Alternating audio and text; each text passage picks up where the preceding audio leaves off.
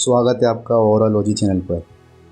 यहाँ हम motivational and self improvement videos provide करते हैं जो आपकी रियलिटी को चेंज करते हैं। चलिए शुरू करते हैं वीडियो को।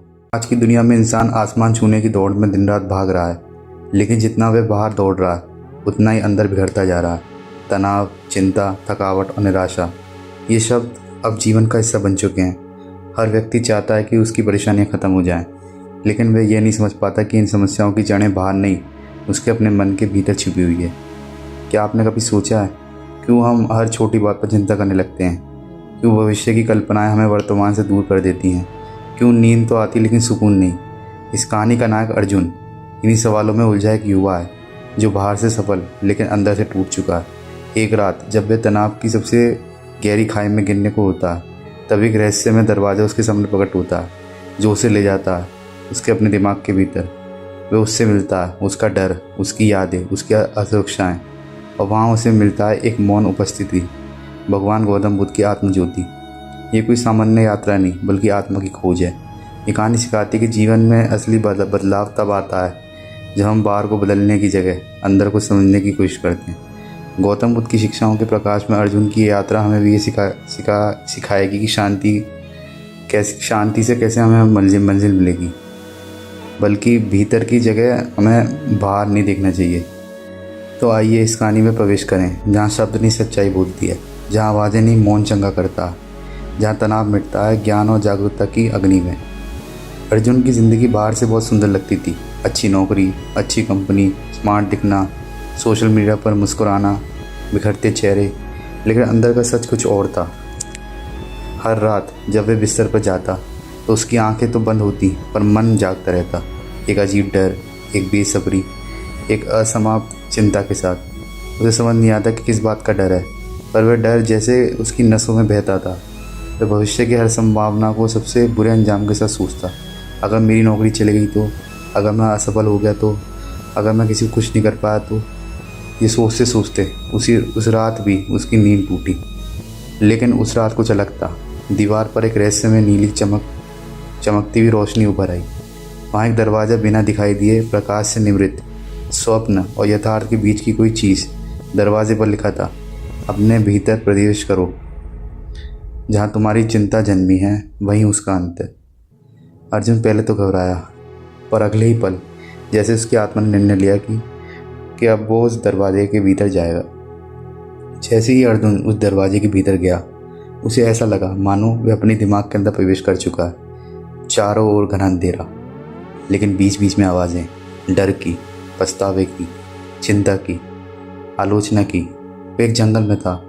हर पेड़ उसकी एक सोच थी और हर सोच एक उलझी हुई शाखा। वह एक पेड़ के पास गया जिस पर लिखा था, मुझे सबके जैसा बनना है।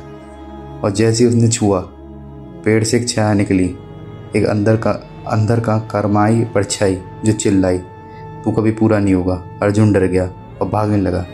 जंगल की शाखाएं उसके विचारों की तरह उसे जकड़ रही थी। तभी अचानक में एक हवा का साया गूंजा। जैसे एक बाग में हर फूल अलग होता है, वैसे ही जीवन में तुलना का कोई स्थान नहीं होता। अर्जुन रुक गया, सांस भरी, और उसी क्षण शाखाएं गायब हो गई। गौतम बुद्ध की पहली आवाज़ उसके भीतर कुछ हल्का कर गई थी। अर्जुन आगे बढ़ा तो उसके सामने एक विशाल महल खड़ा था, डर का महल। वहाँ हर कमरे में उसके भीतर के डर संजीव होकर उसे घूर रहे थे। नौकरी छूटने का डर, अकेले मरने का डर, रिजेक्ट होने का डर, गलत साबित होने का डर। डर का चेहरा अलग था, पर आंखें वही थी जो हर रात उसकी नींद चुरा लेती थी। जैसे ही वह आगे बढ़ा, दीवार पर लिखा था, डर भविष्य की गंध है जो वर्तमान को सड़ा देती है। एक कमरा ऐसा भी था जिसमें उसका बचपन बंद था। वो डर जब उसके पापा ने डांटा था, वो शर्म जब वह क्लास में हंसी का पात्र बना था। अर्जुन की आंखों में आंसू बहने लगे। तभी एक शांत सी रोशनी प्रकट हुई और उसमें गौतम बुद्ध का स्वर उभरा, भविष्य के भ्रम और अतीत के बोझ को छोड़ दो, तुम जो हो बस इसी क्षण में हो। बस उस क्षण अर्जुन ने महसूस किया, डर कोई राक्षस नहीं बल्कि उसी की बनाई हुई परछाई है।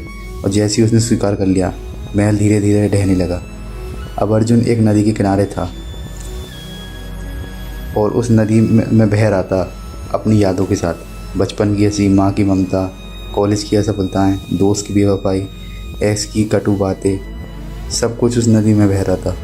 वह उसे पार करना चाहता था, पर जैसे ही वह नदी में पैर डालता कोई ना कोई स्मृति उसका पैर पकड़ लेती, उसे पीछे खींचती। वे चिल्लाता, मैं आगे बढ़ना चाहता हूँ, लेकिन नदी कहती, जब तक तू माफ़ नहीं करेगा अपने को तब तक तुझे कैसे छोड़ेंगे।